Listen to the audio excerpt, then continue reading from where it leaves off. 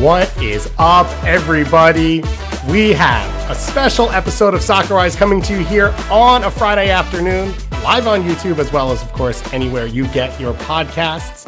It is special for many reasons. One, live episode on Friday we don't normally do. That is the least of the reasons why this is special. The big ones: Jordan Angeli, back in the Northern Hemisphere, back in North America, back on the show. But she is not here as a co-host. She is here as a guest, coming in as, let me read this, Jordan Angeli, founding member of FDFC for Denver, for Colorado, as yesterday, NWSL officially announced Denver as the 16th NWSL team coming in in 2026.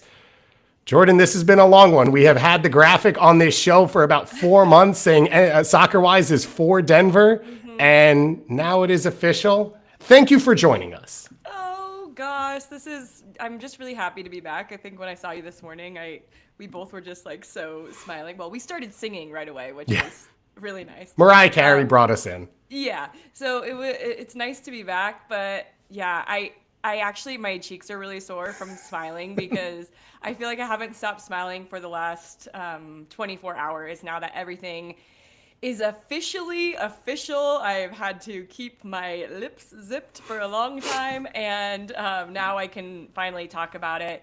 Denver is a soccer city. It's the next city that NWSL chose, and as a native, man, I am just so proud, so happy, and it finally is starting to feel like it's a real thing.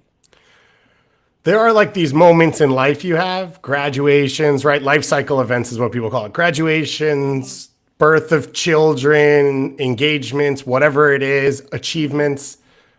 I assume this was one of these for you, right? Your whole world, sort of everyone coming to you. I've seen social media, everyone posting, like us at SOCCERWISE, how proud we are of you. What's the last 24 hours been like? Yeah.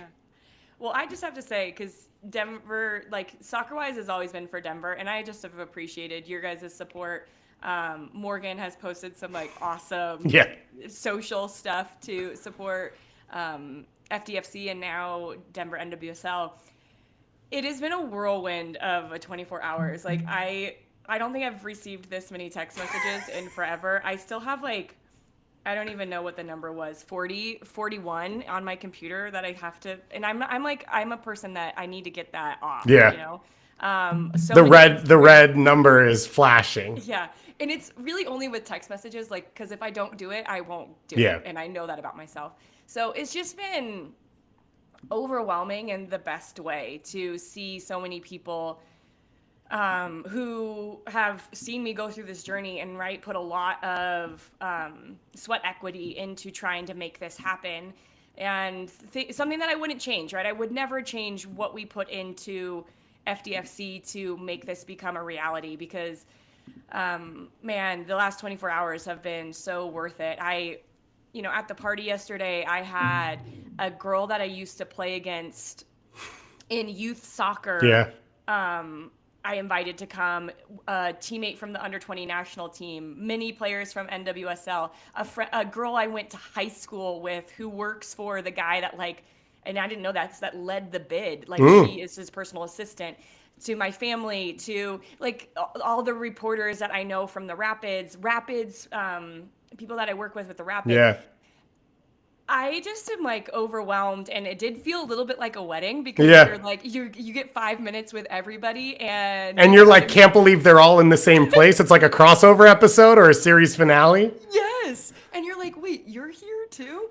It was just incredible, and to get to stand in front of my community and say, Denver, welcome to NWSL, was a highlight. I need to get a little clip of that, because I want to always remember what that felt like as, a kid growing up here, wanted to be a pro soccer player, knowing that those dreams are going to be unlocked for so many other young soccer players in this area. What is that feeling for the area? What are the messages you're getting from people? What are you seeing on the ground? What was the event of, of how people are reacting to this reality, which probably 2 years ago, no one was really thinking or talking about. And I think in the soccer community, people probably have always hoped for, but now all of a sudden comes to fruition. Yeah, it's funny, right? Because it has been talked about for a long time. These girls I used to coach at the Rush, actually Corey Dyke, who plays for Hmm. Orlando Pride, her mom and I talked about it. Like we've talked about it for years. And we just are like, we need somebody with the money, right? We need somebody with the money. So I'm sure so many different conversations like that have happened a lot. But now, like, figuring out how to do that and how to get to a place like yesterday when like the commissioner hands Yeah. Rob Cohen a ball and says welcome to NWSL, it takes a lot of work. And I think the feeling in Denver is, why hasn't this happened earlier, is what a lot of people said. And we're like, well, if it was earlier, we probably would have spent a couple million, not Yeah. hundreds of millions. But that's besides the point. I think in general, the conversations that I've been having, I want to speak to this one conversation that I had with this woman. Her last name's not Wayner anymore, but Abby Wayner was like one of the best basketball players to come out of the state of Colorado. She was so good, my age, went to Duke, was and is a friend of mine still. And she, when it got announced, she sent me this message she talked about with her daughter. She has a, I don't know, 7-year-old daughter. And she told her daughter, like, named all the sports teams in Denver, the Broncos, Nuggets, Avalanche, Rockies, Mammoth, Rapids. And she was like, do you notice anything? And her daughter was like, yeah, they're all boys teams. Like, and she goes, what if I told you Denver now has a women's soccer team?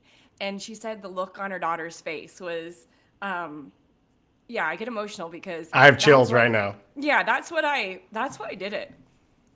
I did it for those little girls who will get to go watch women's soccer players play, and to look at them and say, they're not just this dream on a TV. It's a person in front of me who had the same dream as I had, and they went and pursued it, and they worked really hard, and things went their way at moments, but that they can too pursue something like that. So that really stuck out to me. And Abby said she was crying, and I was like, well, I'm crying now, and then she cried again. So it's conversations like that. It's a story of a girl last night, Goss, that she is a niece of one of our FDFC ambassadors. And she came and she asked Rob Cohen for his autograph, the new lead investor and governor of this NWSL team. Asked him for his autograph, and he's like, I think this is the first autograph I've ever given. Yeah. And he's telling this story in front of the community at the later half of the event yesterday. And he goes, he said, I never had anybody ask for my autograph. And she goes, well, I'll ask for it one more time when you sign my contract in Nice. 10 years. And I was like, Okay. wow, that girl is so smart. Yeah. It's things like that I just know that this isn't about me, and I just feel I have felt so much a part of a team for the last 2 years and building this. And that's something I've always liked. I love being a part of a team. I love working together towards something bigger than yourself. And the impact of this is, I hope as a part of my legacy, something that it's probably the biggest thing that I'll ever accomplish when it comes to what it's going to do for other people in the future. It will be pretty hard to match. I think it's one of those things for most people. If it ever gets near their resume or their lifetime, it is probably up there. Let's talk about Colorado for a second, because this is a dream for a lot of people. And I think we live in a world where we hope that every person in every community has sort of a pyramid like this that they can achieve for. And most people won't, reach that, but having something to aspire to gives you sort of that thing to push for and fight for. And people accomplish things because of that.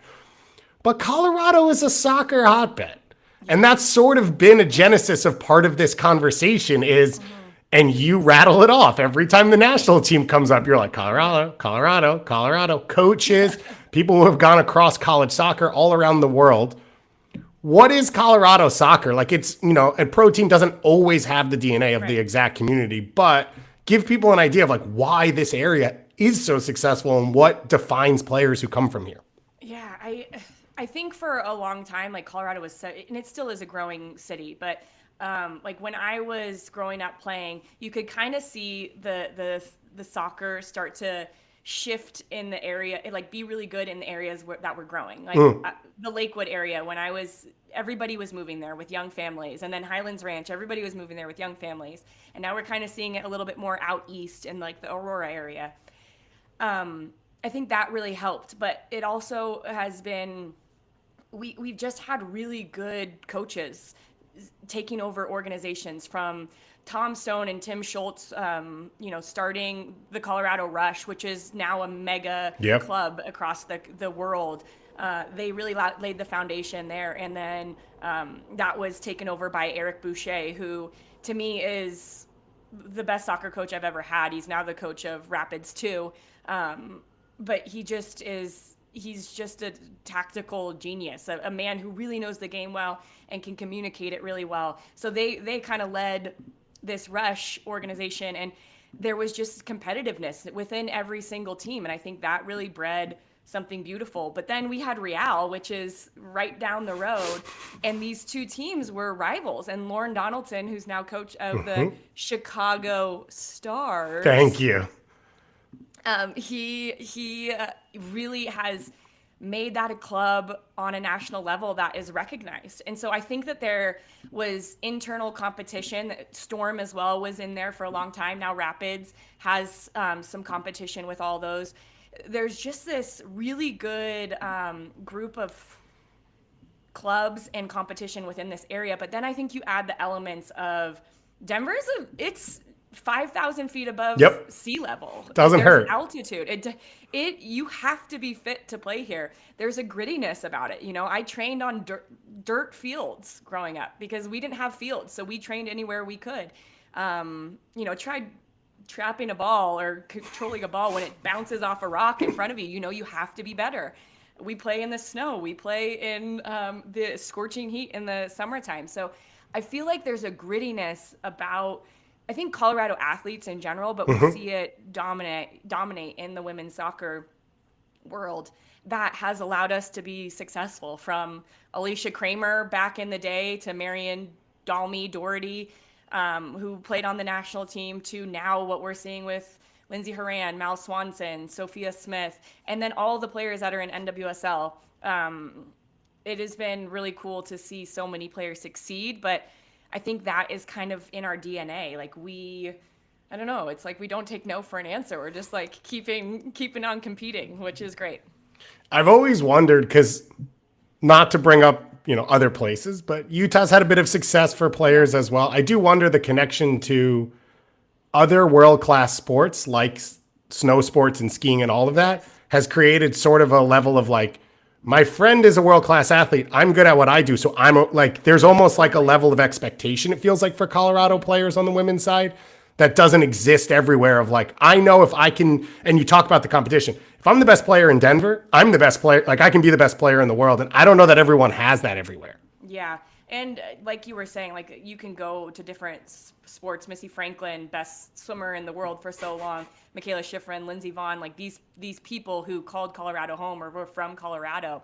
I don't know. There's, like you're saying, you could go to high school with them, and they're right. Like, they're the ones competing in the world championships, and you're like, I want to be in the world championships. And I think that that's like a really healthy competition that has fostered itself in this community. You just named a lot of celebrities and a lot of big names. Are any of them for Denver?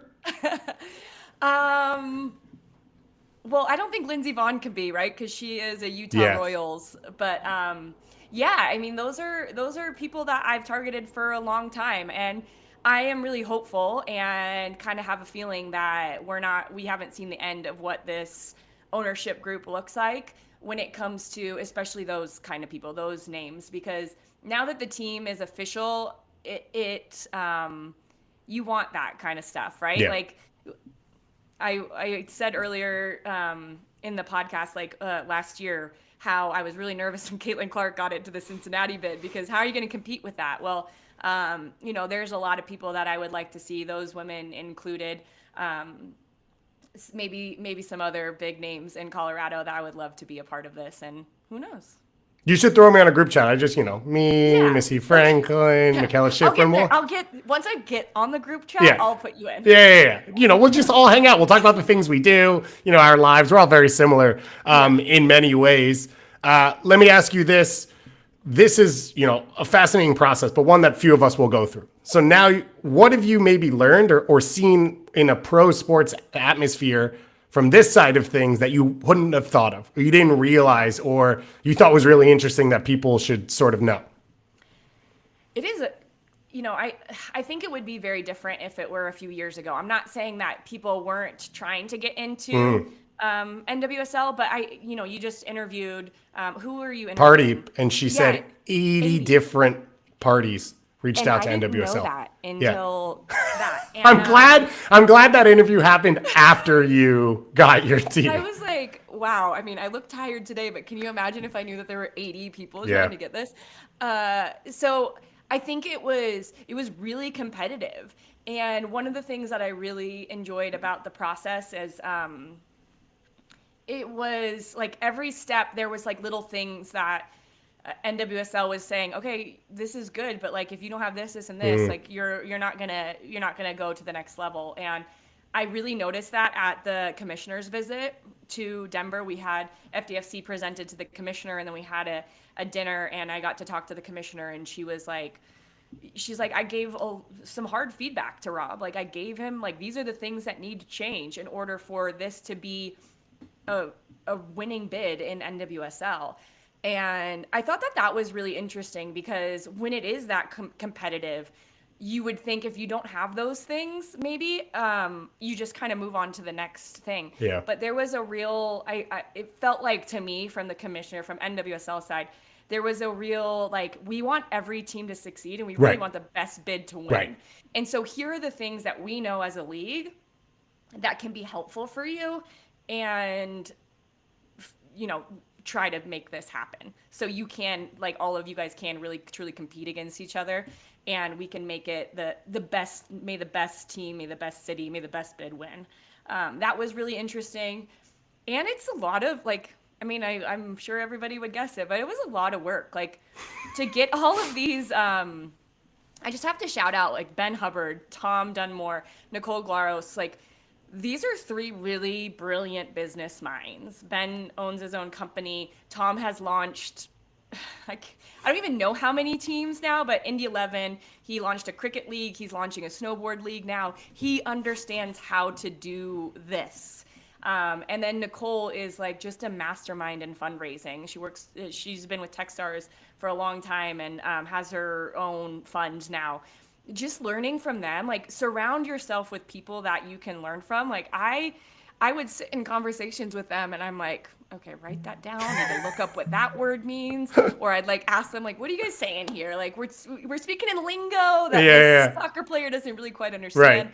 Right. I just felt like it was a lot of work. The number of meetings that Ben had with political people, with, he brought together a handful of the people that are now the main investing group. Like, Ben brought them all together and said, hey, you should meet him, and you should meet him, and let's have a conversation, because this really might work. I just felt like I learned so much from them. And I think Ben said on the way, he lives in London now, on his way back to Denver, he had 120 like pages. He has one of those like cool notebooks that are like digital. Yeah. He had 121. I lost mine. That's how you know I'll never found a pro team. I literally had one and lost it. Those are cool. Yeah. Those are really cool. I'm aware. Sorry to bring it up. I didn't think that was going to break your heart this No, you're morning. Good. That's a lot of notes. That's a lot of meetings that he took to try to make this happen. And so I just, there's a lot of effort. You see yesterday, and it was a great success with an awesome launch party that was like 5-6 hours, between the press conference and the fan rally. But all that doesn't happen without all those meetings, without all that work. And, it was worth it. But in the time, you're grinding, and you're not finding anybody that says, hey, we're going to invest. And you feel like, whew, is this going to happen? And then you get that one meeting. And I remember when Ben met with Rob, and he texted us right after and said, I think I found our guy. And I was in Connecticut, and we had a meeting with Rob on Zoom, and he left, and we all stayed. And I remember the feeling of like, you guys, I think we're gonna have a lead investor. Like, we're gonna actually do this. We launch something to find somebody, and here that person is, and it's just cool to see it all happen. And it was a lot of work that went into it. So I would say that's probably one of the biggest things that I learned.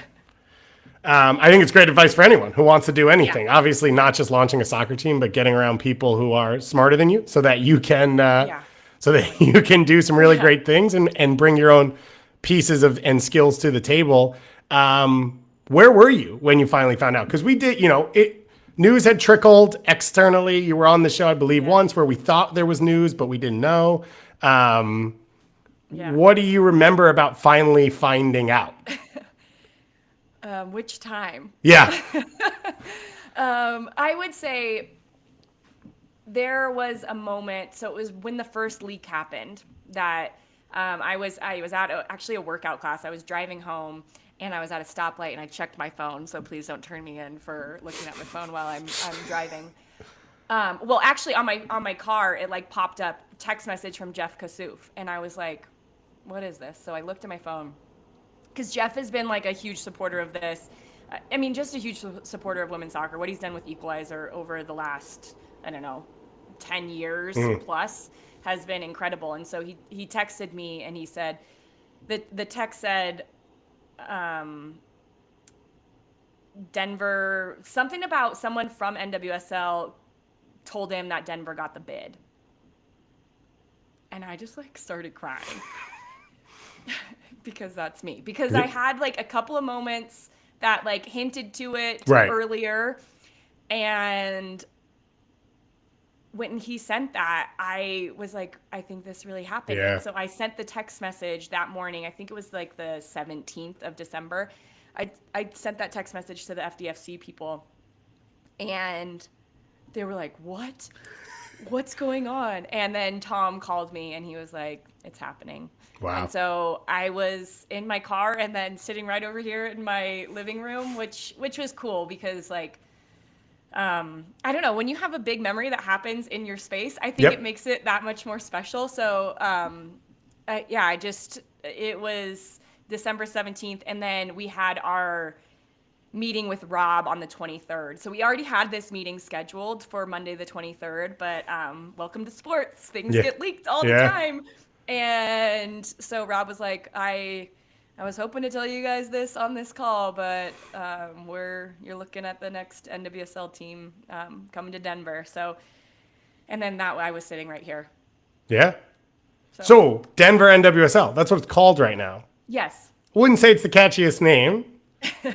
Do we have vibes yet for what it could be? Should we take open suggestions? Yeah. You can't think of like another pro sports team that's like Chicago NBA. Do not even. Honestly, well, I think the Utah Hockey Club, they did a temporary name to move the team to Utah. They did a temp name, and I think most people want to keep the temp name.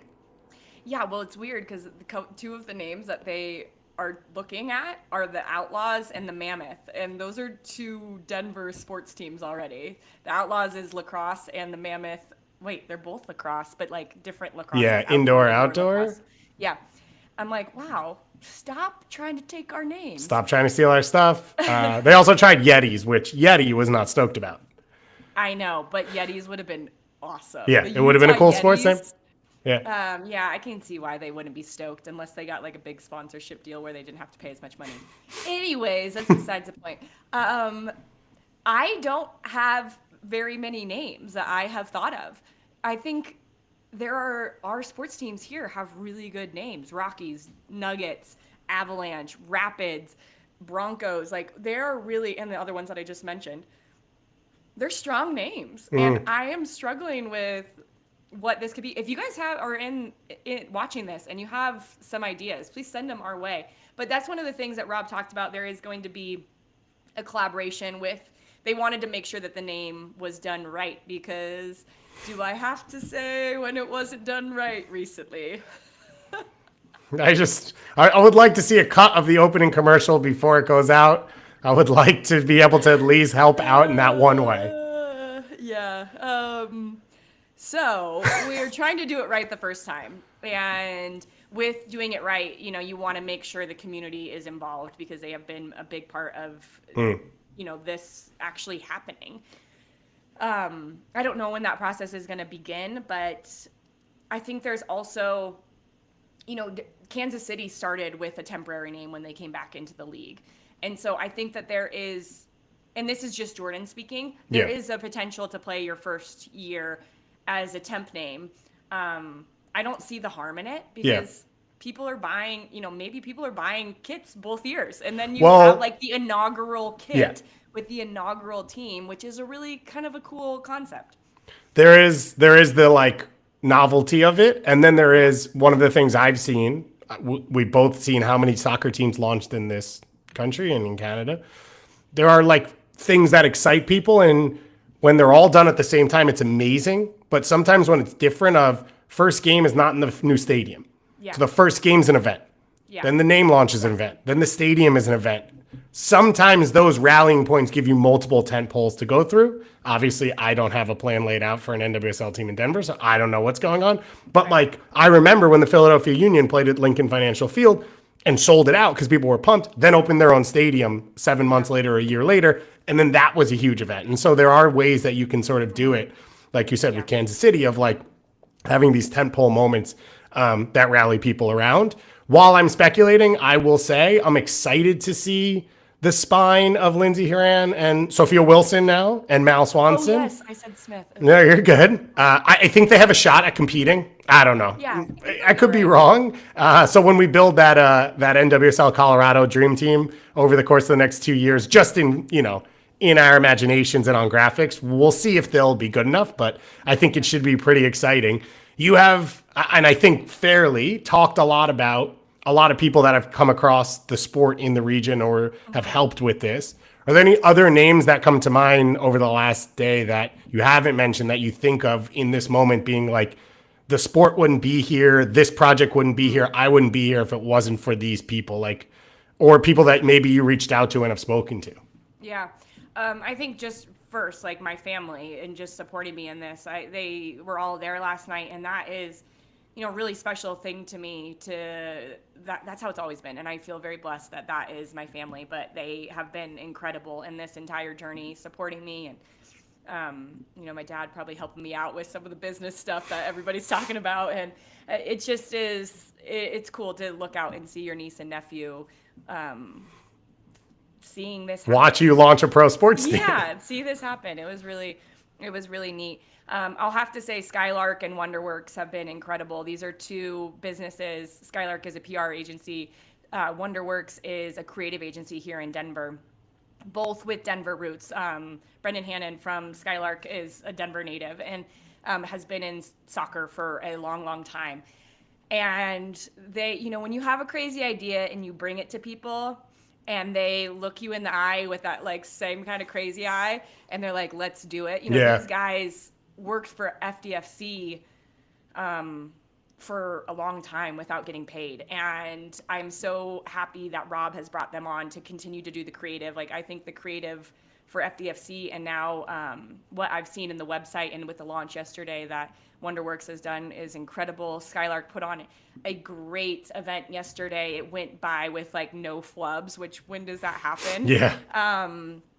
And so they have just been incredible to work with. And we honestly wouldn't be here without them. If they didn't give their time and say, this is worth it, this is something we're excited also to be a part of, there's no way we're launching Denver NWSL yesterday. I think just like in general, Nate Schatz is a member of Colorado Soccer Association. He is an old ODP coach of mine. Like, I've known him forever. He has been supportive all along and been sending out as much information to Colorado Soccer Association as possible. So I'd like to shout him out. But I mean, there's so many people. This took a team effort, but the FDFC people who I already mentioned are ambassadors. Like, gosh, a couple months into having ambassadors after launching in July of 2023, we had over 100 people that were like, I'll throw a watch party, I'll do an event, I'll do this. And, you know, yesterday, standing in front of the fan rally, I got to talk to everybody and said, who, you know, was that number 38? Number 38 should be mentioned because they held a lot of watch parties for us. I was like, who was at that first launch party? And all these people raised their Yeah. hand. And then I said, who is an ambassador here who helped bring this? And like all these ambassadors raised their hand.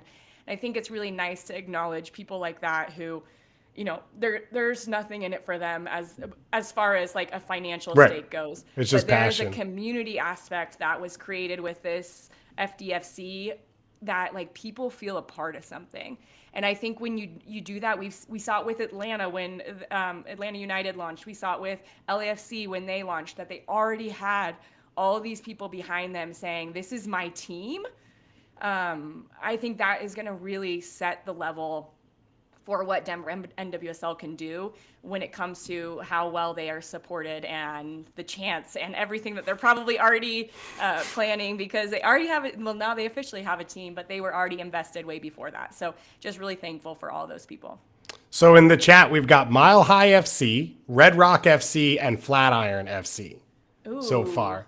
I will say, David Goss, FC should be SC. Like, fine. We started a thing called SOCCERWISE. Not football-wise, so that's just me. I do like all those ideas. I was going to say something about moguls or black diamonds or whatever, but it might be too specific and too intense, but you are welcome for the 3 names. Thank you to Claude as well as Roots and Flat. And Crash the Karsh in our chat says, so thankful for all the amazing work that went into getting this over the finish line. My 10-year-old daughter can't wait for the academy to get going so she can be one of the homegrowns. It is going to be pretty special. This is one of the coolest things that I've ever seen happen. It's been amazing to watch you go through the process. Congratulations. It's well-deserved. I'm glad you could come on here and talk about it. Denver is officially an NWSL market now going forward to launch in 2026. I promise you this, as a good friend, I will be brutal in my tactical analysis about this team from day one. No punches pulled, no preferential treatment. We cannot wait to see this go down. It is going to be so much fun. And now you're back. But you better be at that first game. So. Oh, yeah. Zero chance. Yeah. There's no question. You mentioned this about the Union, how they played at Lincoln Financial. I want the biggest ever opening day at NWSL. I want to play at Empire Field. Yeah. I want it to be full, and I want everybody in Colorado to show, you know, we're not here just to participate. Yeah. We are here to set records, win championships, and do all that. So you're going to be one of those 70,000 that are there. My in-laws already have 8 season deposits down, and the team launched yesterday, so I promised them that I would be there. I cannot wait to be there. SOCCERWISE will cover all of it. We'll have to get on the ground in Denver as much as humanly possible to do it.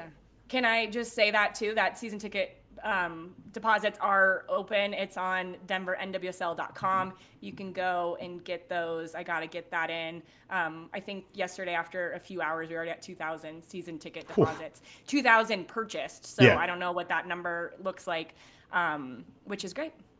Keep it rolling, people. Keep it rolling. Keep it rolling. It is a reality. It is exciting. And as I said, now you're back, so we're going to cover the rest of NWSL going forward. We'll be back next week with all of our SOCCERWISE content. We've got an interview to come out on Monday. We are going to have an interview with a big-name NWSL trade. I don't want to give too much because things move and you never know what's going to happen, but I think we're going to have that locked in. We're going to talk all about the offseason, transfers, moves, what's going on in the league, and everything else around it. If you haven't watched it already, we had Casey Stoney on 2 weeks ago, talk about the Canadian women's national team and NWSL from her point of view as well. You mentioned Pardeep coming on Wednesday to give us the behind the scenes from the NWSL Media Day. It has been an incredible time to cover the league. It is more exciting now with better and bigger markets coming in. Time and again, Denver is now official. Jordan Angeli has gotten it done, and we are so excited. So thank you for coming on as an interview. Thank you for joining us here at SOCCERWISE. We appreciate it. That was really fun. Thanks, Goss. And we got a lot to talk about, so I'll see you next week. Yeah, we've got a lot to talk about. So thank you to all of you in the chat. Shout out to Colorado Summit FC, Iron Ridge FC, Front Rangers FC, lots of names. Send them to all of us, 14ers as well. And we'll talk to you again very, very soon.